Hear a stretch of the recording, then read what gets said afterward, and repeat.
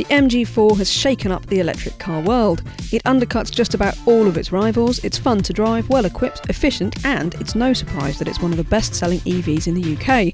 So, what about if MG gave it loads of power and four-wheel drive? Wouldn't that be the true Tesla beta we've all been waiting for? Well, that is exactly what MG has done. So let's find out, shall we? This is the XPower. It is dual motors, 429 brake horsepower and 600 Newton meters. So this thing is properly powerful. It gets the same 64 kilowatt hour lithium-ion battery that we're used to from the MG4 long range. And that is good enough for a range of 239 miles according to WLTP, even with all that extra power. It doesn't look visually very different to the standard MG4, I have to say. There's not much that really makes it stand out. These brake calipers on these bigger brakes, that's probably, I'd say, the biggest kind of visual identifier. There's an electronic diff. There is also, you've got different suspension, which is all set up by a British team, by the way, specifically for us, which is great.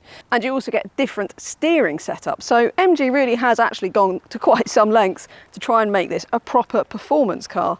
I would say the inside is pretty much the same as the MG4 that we all know and love, apart from it has got some sports seats.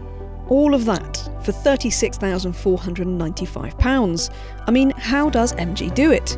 Well, not by cutting back on equipment. You get Alcantara upholstery, heated steering wheel and seats, a 10-inch touchscreen with Apple CarPlay and Android Auto, parking camera, wireless phone charging, semi-autonomous drive mode and more.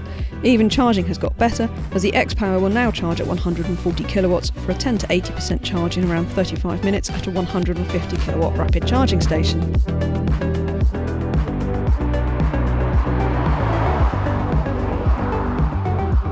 So, given that most manufacturers struggle to make an EV with this sort of equipment and space and range and performance for, less than £45,000 at a push, this thing really is extraordinary good value. It really is. I don't really think that it is that kind of really super fun electric hot hatch that probably we're all waiting for.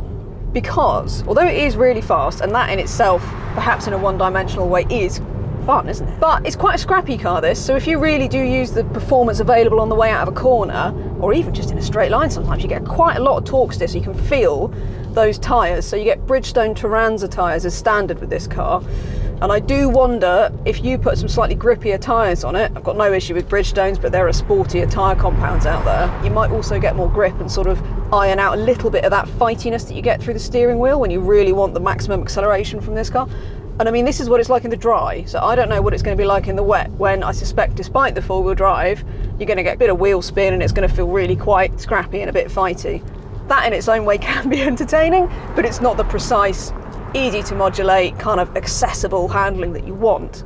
And all of those other tweaks that MG have done to this car, so with the steering feels quite a bit heavier, you've still got your drive modes in here. So you've got your normal, your sport, brake regen, you've got one pedal mode now as well, which you didn't have before. You've also got adaptive. I quite like it just in the normal mode, to be honest, or the one pedal's quite good around town.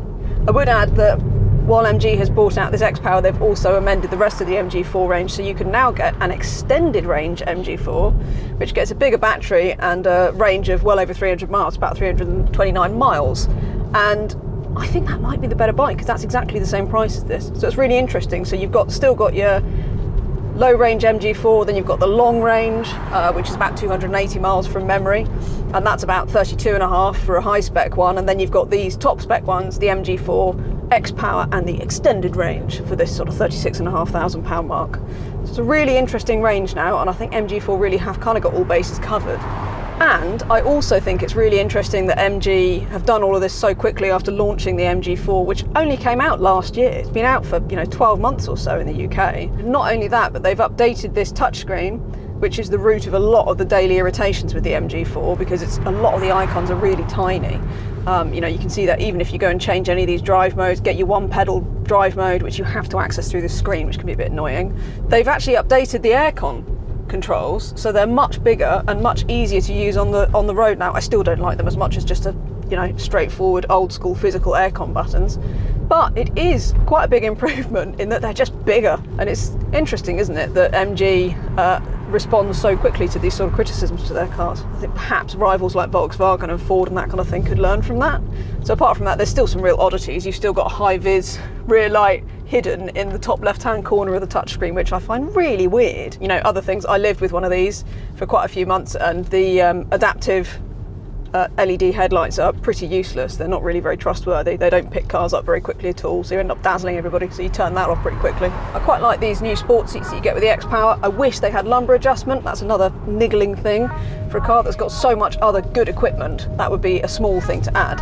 As for range, you may well get close to the official 239 miles in summer driving. We certainly did, managing 240 miles over a variety of motorways and faster country roads.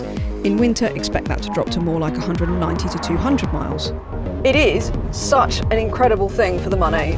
The equipment, the performance. I don't know that it's an easy car to love still, but blimey, it's an easy car to be impressed with.